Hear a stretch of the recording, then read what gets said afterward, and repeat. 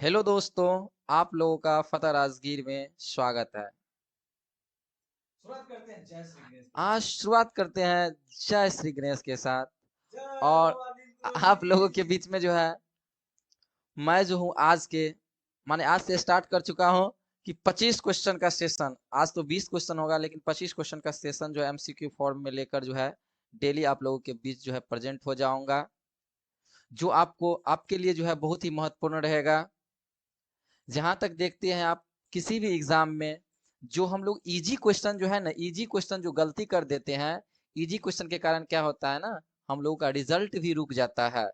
Merit बनने की बात तो दूर है, रिजल्ट रुक जाता है। इसीलिए इजी क्वेश्चन जितना मिले आप उसको जो है अपने पास इकट्ठा करते चलिए। तो वही मैं आज इजी क्वेश्चन का सेशन लेकर आया हूँ। और कल से क्या होगा ना कि मैं 25 क्वेश्चन का डेली करंट अफेयर्स का भी एक सेशन जो है अलग से लेकर आऊंगा, जो आप लोगों के लिए एग्जाम के लिए एकदम जो है क्या होगा, यूजफुल होगा।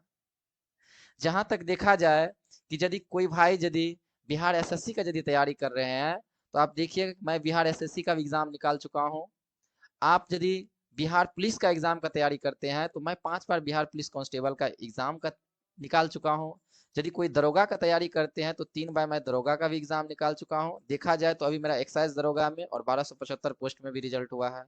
यदि कोई भाई यदि उत्तर प्रदेश से है या बिहार से है या कहीं से भी है, यूपीएसएससी के थ्रू जो भी एग्जाम आप चाहिए निकालने के लिए, तैयारी करने के लिए, तो मैं वो भी जो है एग्जाम निकाल चुका हूँ। जैसे आप देख सकते हैं उत्तर प्रदेश का लेखापाल, जिसमें मेरा उसमें मेरिट नहीं बना। फिर जूनियर असिस्टेंट का मैं एग्जाम दिया था।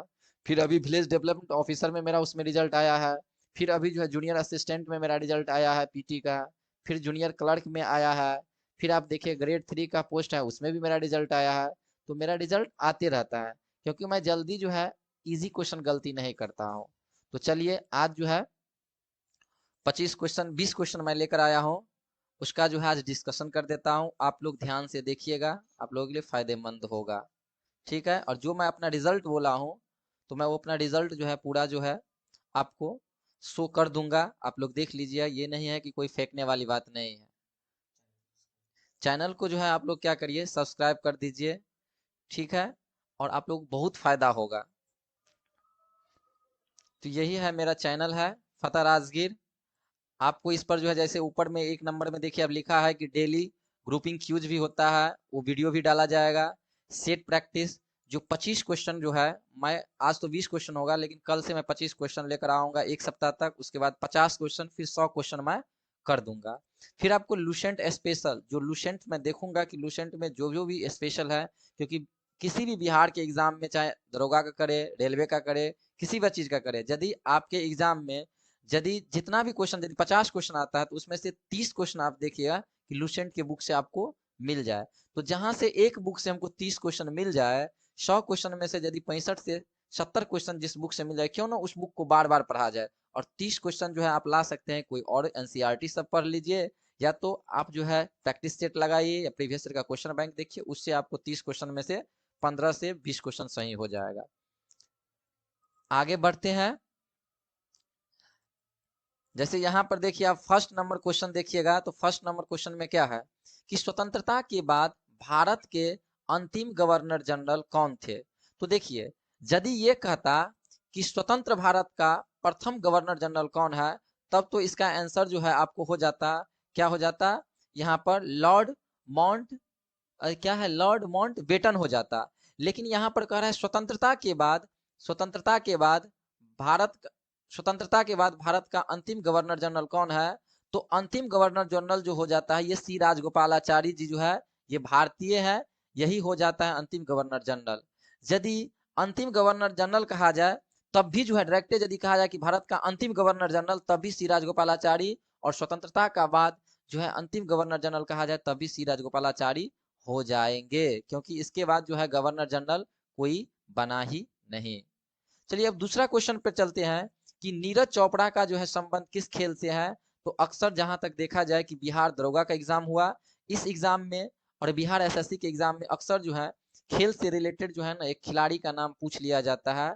या तो खेल का नाम दे देगा, बोलेगा इस खेल से निम्नलिखित में से कौन से खिलाड़ी है। तो यहाँ पर देखिए नीरज चोपड़ा के बारे में ऐसे भी आप लोग जानते हैं कि नीरज चोपड़ा जो है, ये जो है आपको भाला फेंक से संबंधित खिलाड़ी है, और भाला फेंक में ये बहुत ही जो है अपना नाम कमाया है। अभी देखिएगा आप, कुछ दिन पहले जो है खेल हुआ था अंतर्राष्ट्रीय लेवल पर, उसमें भी जो देखिए कि ये क्या जीते थे, गोल्ड मेडल जीते थे। अब इसी के जो है ये जिस दिन जो है भाला फेंक में जो है गोल्ड मेडल जीते, तो उसी के उपलक्ष्य में जो है 7 अगस्त को क्या मनाया जाता है, 7 अगस्त को भाला फेंक दिवस मनाया जाता है। भाला फेंक दिवस मनाया जाता है, भाला फेंक दिवस, भाला फेंक दिवस मनाया जाता है। अब तीसरा नंबर क्वेश्चन पे चलते हैं, तो क्या है कि महानदी घाटी से दक्षिण में नीलगिरी तक फैला हुआ है। तो महानदी घाटी से दक्षिण में नीलगिरी तक फैला हुआ है। ऐसे आप देखिएगा भारत का मैप जैसे ऐसे देखिएगा, तो ओडिशा जो है, ओडिशा जो है ये क्या है, पूर्वी तट पर है, ठीक है। और कह रहा है कि महानदी घाटी किधर पड़ गया, उड़ीसा में। ऐसे भी कहेगा महानदी तो उड़ीसा आ जाता है, उड़ीसा आ जाता है। तो आप देखिए ये पूर्वी तट पे है, कहाँ पे है, पूर्वी तट तक फैला हुआ है नीलगिरी का पहाड़ी, जो कह रहा है कि महानदी घाटी से दक्षिण में नीलगिरी तक फैला हुआ है। कौन सा, तो ये पूर्वी तट है। कौन सा तट है, पूर्वी तट है। केंद्रीय कृषि महिला संस्थान स्थित है। तो केंद्रीय कृषि महिला संस्थान स्थित है। जल्दी जो आपको दिमाग में ये आएगा ही नहीं नई दिल्ली, जबकि इसका आंसर क्या होना चाहिए, नई दिल्ली ही इसका आंसर होगा, ठीक है। अब आप देखिएगा रांची यहाँ पर दिया हुआ है, झारखंड की राजधानी कहाँ पर है, रांची है। अब आप जो झारखंड के बारे में भी ठीक से पढ़ लीजिए, क्योंकि वहां पर देखिएगा कि राजनीति उथल पुथल हो रहा है। वहां पर जो हेमंत सोरेन था उसको जो है ईडी का छापा लगा, और जो है फिर भ्रष्टाचार के आरोप में जो उसको जेल भेज दिया गया। ये भुवनेश्वर देख रहे हैं, ये कहाँ की राजधानी है, तो उड़ीसा की राजधानी भुवनेश्वर है। और ये जो नागपुर आप देख रहे हैं, नागपुर, तो इसको क्या कहा जाता है ना, महाराष्ट्र का दूसरी राजधानी भी कहा जाता है। क्योंकि डी ग्रुप के एग्जाम में ये क्वेश्चन पूछा गया था कि बोलिए जिस तरह जो है हिमाचल प्रदेश का संबंध धर्मशाला से है, उसी तरह जो है महाराष्ट्र का संबंध किससे है, तो नागपुर से है। तो आपको जीके जीएस का क्वेश्चन एक ऐसा क्वेश्चन है कि जो आपको जीके जीएस में तो काम आएगा ही, साथ ही साथ रीजनिंग बनाने में भी काम आता है। ऐसे भी नागपुर जो है ये संतरे की खेती के लिए प्रसिद्ध है, पूरे भारत में संतरे की खेती के लिए प्रसिद्ध है। दूसरा क्वेश्चन एक नागपुर से आता है कि zero mile stone, zero mile stone जो है वह कहाँ से गुजरती है या कहाँ पर है, तो नागपुर में है। चलिए नेक्स्ट क्वेश्चन, 5 नंबर क्वेश्चन देखिए, पूछ रहा है क्या उदयपुर का युद्ध कब हुआ था। तो उदयपुर का युद्ध जो हुआ था वह हुआ था आपको, कब हुआ था, तो ये 1680 में हुआ था। ए नंबर ऑप्शन जो है ये 1680 में उदयपुर का युद्ध हुआ था। फिर 6 नंबर क्वेश्चन देखिए, यहाँ पर लिखा हुआ है, 6 नंबर क्वेश्चन हम देखते हैं, तो यहाँ पर देखिए लिखा हुआ है क्या कि हड़प्पा स्थल किस नदी के किनारे है। ये लग रहा है हड़प्पा स्थल किस नदी के किनारे है, इजी क्वेश्चन लग रहा है, लेकिन अपना लोग जो है इस यहाँ पर डायरेक्ट आंसर इसका हो जाएगा, हड़प्पा स्थल किस नदी के किनारे है, तो याद रखिएगा रावी नदी के किनारे है, ठीक है। लेकिन क्वेश्चन कभी काल आता है कि मोहनजोदड़ो किस नदी के किनारे है, धक से मार देते हैं क्या, रावी नदी। तो जिसको ये क्लियर नहीं हो रहा है, एक बार भाई मेरे भाई ऋतिक रोशन का जो मोहनजोदारो फिल्म है वो देख लीजिए, तो याद रहेगा कि जो है मोहनजोदड़ो जो है ये सिंधु नदी के किनारे है, और हड़प्पा जो है ये रावी नदी के किनारे स्थित है। आप देखिए एक हड़प्पा से और क्वेश्चन आता है कि देखिए हड़प्पाई सभ्यता का एक स्थल एक ऐसा है जिसका नाम है क्या है आपको, धौलावीरा। क्या नाम है, धौला वीरा नाम है। ये धौलावीरा हड़प्पाई सभ्यता का एकमात्र ऐसा स्थल है जो यूनेस्को के विश्व विरासत सूची में शामिल किया गया है। तो इससे क्वेश्चन आता है। चलिए, कौन सदस्य हुए बिना संसद के कामकाज में भाग ले सकता है, तो ये है महान्यायवादी। कौन है, ये महान्यायवादी है, जो संसद का सदस्य तो नहीं होता है, लेकिन फिर भी जो है कार्यवाही में भाग ले सकता है, लेकिन अपना वोटिंग नहीं करता है। ये जो है इसके लिए जो है आर्टिकल जो है, इसके लिए आर्टिकल कौन सा है, तो आर्टिकल जो इनके लिए है वो 76 आर्टिकल है। फिर आप देखते हैं क्या, उपराष्ट्रपति देखते हैं, ये ऑप्शन में उपराष्ट्रपति है, तो उपराष्ट्रपति, उपराष्ट्रपति जो है ये राज्यसभा का क्या होता है, अध्यक्ष होता है। अभी जो वर्तमान समय में उपराष्ट्रपति जो आप देखते हैं जगदीप धनखड़ साहब है। फिर देखिएगा क्या है, महालेखा नियंत्रक परीक्षक क्या है, इससे संबंधित जो है आर्टिकल जो है आपको 148 आर्टिकल है। फिर जो है मुख्य न्यायाधीश देखिए, तो भारत के वर्तमान में अभी मुख्य न्यायाधीश कौन है, तो मुख्य न्यायाधीश जो है अभी कौन है आपको, डीवाई चंद्रचूड़ है, डीवाई चंद्रचूड़ है, और भारत के 50वें मुख्य न्यायाधीश है। फिर 8 नंबर क्वेश्चन पर देखते हैं, भारत में सार्वजनिक क्षेत्र का सबसे बड़ा बैंक कौन सा है, तो सार्वजनिक क्षेत्र का सबसे बड़ा बैंक जो है ये है एसबीआई। कौन सा है, एसबीआई। एसबीआई जो है ना, इसको जो है आपको 1921 तक जो है इंपीरियल बैंक ऑफ इंडिया के नाम से जाना जाता था। फिर इसका जो है देखिएगा राष्ट्रीयकरण जो होता है, राष्ट्रीयकरण ये 1955 ईस्वी में 1 जुलाई 1955 को 1 जुलाई 1955 को इसका राष्ट्रीयकरण हो जाता है और फिर ये एसबीआई के नाम से जाना जाता है। तो कभी कल पूछता है कि ये बोलिए कि एसबीआई की स्थापना दिवस कब मनाते हैं, 1 जुलाई को। फिर देखिएगा यहाँ पर एक आरबीआई है, तो आरबीआई को केंद्रीय बैंक, भारत का केंद्रीय बैंक बोला जाता है, बैंकों का बैंक बोला जाता है, आरबीआई को बोला जाता है। आरबीआई की स्थापना जो है हुआ था वो कब हुआ था, तो वो देखिएगा आरबीआई की स्थापना, तो इसका स्थापना हुआ था आपको 1935 में हुआ था। पूछता है कि 1935 में हुआ था और किस समिति की सिफारिश पर, तो जीसी हिल्टन आयोग की सिफारिश पर, जीसी हिल्टन, जीसी हिल्टन समिति की सिफारिश पर। फिर 9 नंबर क्वेश्चन में देखते हैं कि झारखंड के पहले गैर आदिवासी मुख्यमंत्री कौन है जिन्होंने अपना कार्यकाल पूरा किया। तो देखिए झारखंड में बहुत सारे राज्यपाल या कहते हैं मुख्यमंत्री बने, लेकिन 5 वर्ष जो कार्यकाल जो होता है ना जनरली मुख्यमंत्री का, वो 5 वर्ष का कार्यकाल जो थे ये रघुवर दास ने पूरा किया है। ठीक है, कौन किया है, रघुवर दास ने किया है। इससे पहले तो मुख्यमंत्री बने, लेकिन कोई 2 साल में, कोई 3 साल में, ऐसे कर करके जो क्या हुए, हट गए। अभी वर्तमान समय में देखिएगा, वर्तमान समय में तो चंपई सोरेन जी जो है ना ये मुख्यमंत्री बने हैं कहाँ के, झारखंड के। तो इससे क्वेश्चन आ सकता है। और जहां पर रघुवर दास है ये मैं करवाया भी था क्वेश्चन, और ये क्वेश्चन जो है आपको अभी जेपीएससी में जो है आया है। अभी आप हेमंत सोरेन देख रहे हैं, तो इसको जो है ईडी के द्वारा जो है एकदम भ्रष्टाचार के आरोप में गिरफ्तार कर लिया गया, जेल भेज दिया गया है।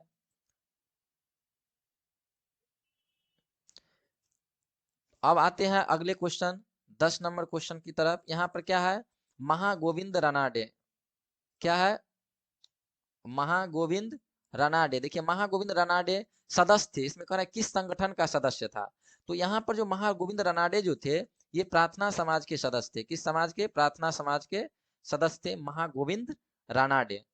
अब देखिएगा आपको यहाँ पर लिखा गया है एक आर्य समाज। तो आर्य समाज की स्थापना जो है, आर्य समाज की स्थापना, आर्य समाज की स्थापना जो है ना,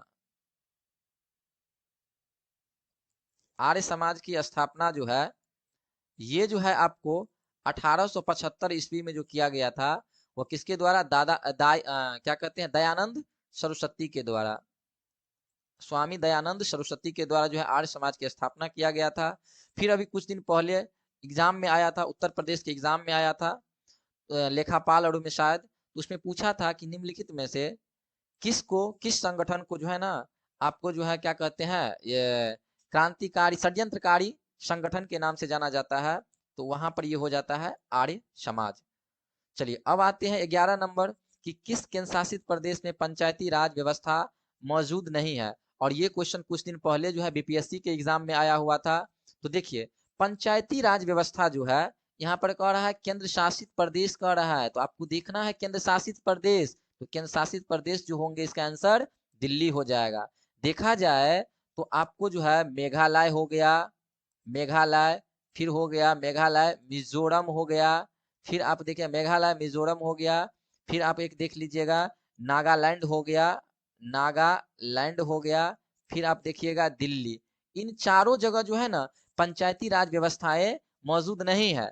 लेकिन यहाँ पर जो है आपको मेघालय तब आंसर होता जब राज्य पूछता, लेकिन यहाँ पर मैंने डाला कि केंद्र शासित प्रदेश जो है कौन है, एकमात्र है जो है आपको दिल्ली। तो ये क्वेश्चन इजी हुआ, लेकिन इसको गौर से नहीं पढ़िएगा तो आपसे गलती हो सकता है।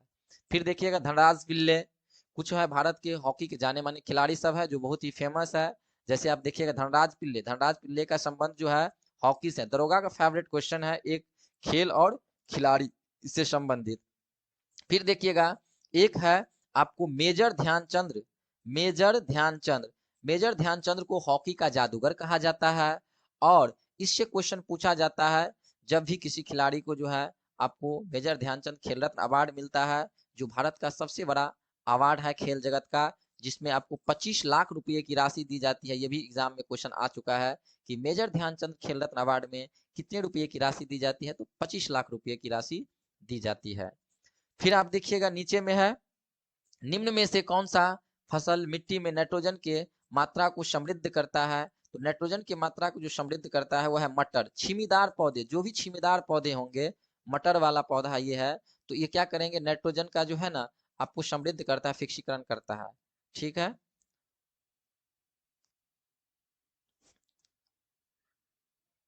चलिए 14 नंबर यहाँ पर क्वेश्चन है, इस क्वेश्चन को गौर से पढ़िएगा।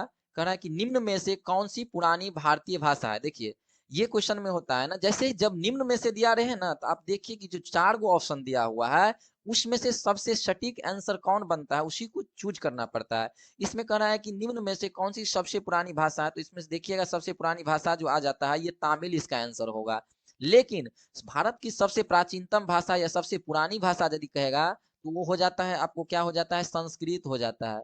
संस्कृत सबसे पुरानी भाषा है, लेकिन जो है आपको ऑप्शन में तो संस्कृत है नहीं, तो निम्न में से कह रहा है तो उसी में से आपको छांटना पड़ेगा कि कौन सबसे बेस्ट आंसर है, तो तमिल है। ऐसे भी तमिल हो गया, ये शास्त्रीय भाषा है, ठीक है। और तमिल जो है आपको पूछता है कि ये बताइए कि सबसे पुरानी शास्त्रीय भाषा कौन है, तो 2004 में जो है इसको क्लासिकल लैंग्वेज की दर्जा दी गई थी तमिल को, और संस्कृत को दिया गया था 2005 में। लेकिन यहाँ पर जो है ये नहीं कह रहा है कि शास्त्रीय भाषा सबसे पुरानी कौन है, सबसे पुरानी भाषा कह रहा है, तो संस्कृत के बाद यदि आ जाएंगे तो तमिल है। चलिए 15 नंबर में है कि पासपोर्ट की विश्व रैंकिंग में 2024 में शीर्ष स्थान पर किस देश को प्राप्त हुआ है। तो ये देखिए ये उत्तर प्रदेश के एग्जाम का ये फेवरेट क्वेश्चन है, पासपोर्ट इंडेक्स वाला, ये वहां पर पूछा जाता है। तो आप देखिएगा तो याद तो रखिए सिंगापुर, लेकिन फ्रांस हो गया, सिंगापुर हो गया, जर्मनी हो गया, इन सभी को जो है ना पहला स्थान प्राप्त हुआ है। तो याद रखना है पासपोर्ट इंडेक्स में जो है आपको जो है कितना स्थान है, तो फ्रांस, सिंगापुर और जर्मनी का पहला स्थान है। फिर देखिए 75वें गणतंत्र दिवस के शुभ अवसर पर किस देश के राष्ट्रपति मुख्य अतिथि के तौर पर भारत आए थे। तो ये फ्रांस के राष्ट्रपति जो है ना मुख्य अतिथि के तौर पर भारत आए थे गणतंत्र दिवस पर।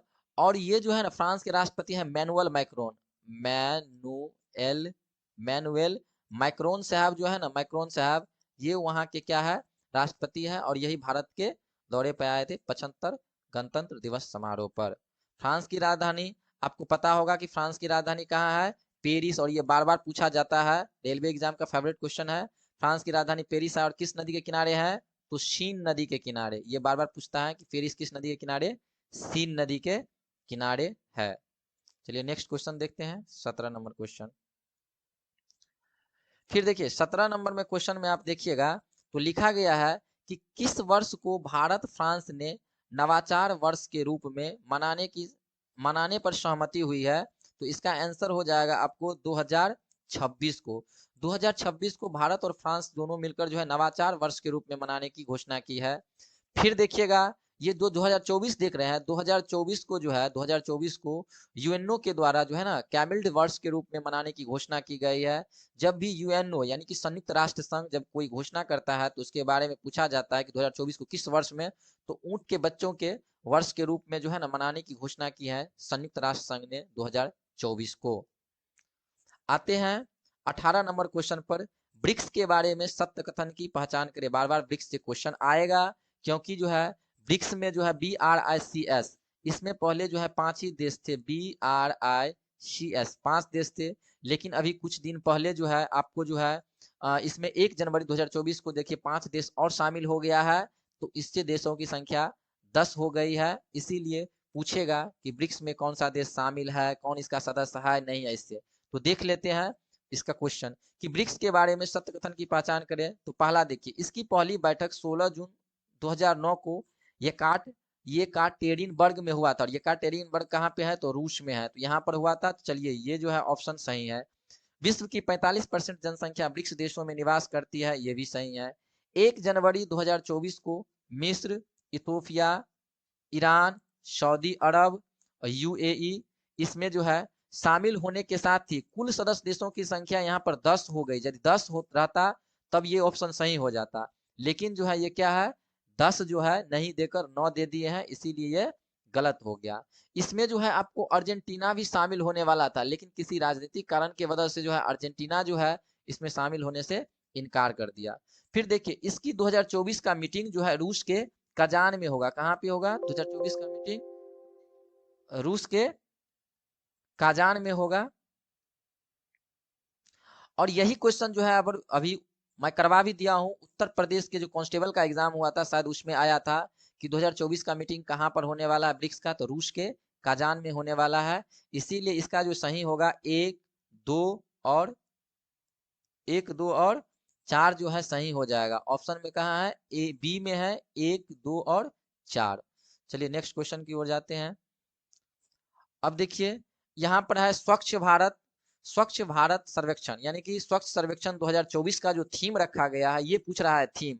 तो अक्सर बिहार दरोगा के एग्जाम में, या आप देखिएगा बीपीएससी के एग्जाम में, बिहार एसएससी के एग्जाम में ये थीम पूछा जाता है। जो भी स्टेट का एग्जाम होता है अक्सर उसमें थीम पूछ लिया जाता है। तो उसका थीम है आपको रिड्यूस, डिसयूज, रीयूज और रिसाइकल, इसका थीम है। 2024 का थीम रखा गया है। ये स्वच्छ सर्वेक्षण रिपोर्ट जो अभी जारी किया गया है उसमें जो है आपको पहला स्थान पर जो है इंदौर है। लगातार 7वें वर्ष जो है पहला स्थान पर इंदौर को प्राप्त हुआ है। अब आप देखिएगा कि स्वच्छ सर्वेक्षण रिपोर्ट जो है ना, ये जो किया जाता है शहरी आवास मंत्रालय के द्वारा जो है ये रिपोर्ट जारी किया जाता है। तो इतना चीज याद रखिएगा। अभी जो है पहला स्थान पर जो है स्वच्छ सर्वेक्षण में फर्स्ट स्थान पर वह इंदौर है। और इंदौर जो है ये लगातार जो है आपको 7वें वर्ष ख्याति प्राप्त किया है। फिर देखिएगा अंतिम क्वेश्चन यानी लास्ट क्वेश्चन देखिएगा, तो प्रधानमंत्री सूर्योदय योजना। प्रधानमंत्री देखिए हमारे पीएम जी जो है वह कोई न कोई योजना जो है स्टार्ट करते रहते हैं और उनसे रिलेटेड एग्जाम में आते रहता है। खास करके बिहार के एग्जाम में और उत्तर प्रदेश के एग्जाम में पूछा ही जाता है योजना से। तो देखिए सूर्योदय योजना, जो भी सूर्योदय योजना कर रहा है क्या कि संबंध किससे है, तो सौर ऊर्जा से है सूर्योदय योजना का।